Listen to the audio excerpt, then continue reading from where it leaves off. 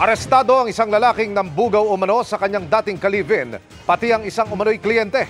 Para mapapayag, tinakot umano ang biktima na ipakakalat ang kanilang maseselang video. Nakatutok si Marisol Abduraman.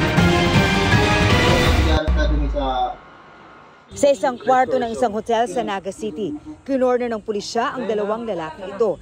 Isa sa kanila ang inireklamo ng dating ka-live-in dahil sa tangkang pagbugaw sa kanya. Ang panakot kung hindi papayag, mga masiselang litrato at video nila ng suspect noong sila pa. Mayroon ding pananakot na kung hindi niya susundin yung pinapagawa sa kanya, ikakalat yung mga picture at saka yung mga sex video nila. Pag naibenta nga niya itong biktima, so magkakapera na siya. Sumbong ng biktima sa Kamaligan Police, October 2023, nang simula siyang ibugaw ng ka-live-in noong sila pa.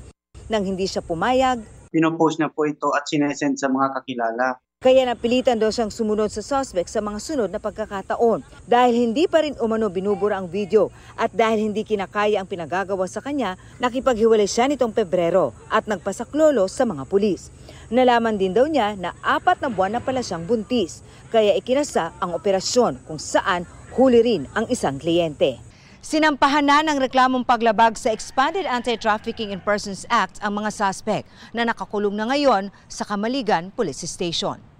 Tumangging magbigay ng pahayag sa media ang mga suspect.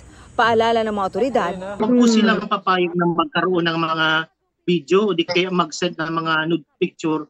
Kasi hindi, sa paghihiwalay nila, yun na po, nagkakaroon na ng pananakot. Para sa GMA Integrated News, Marisol Abduraman, nakatuto 24 oras.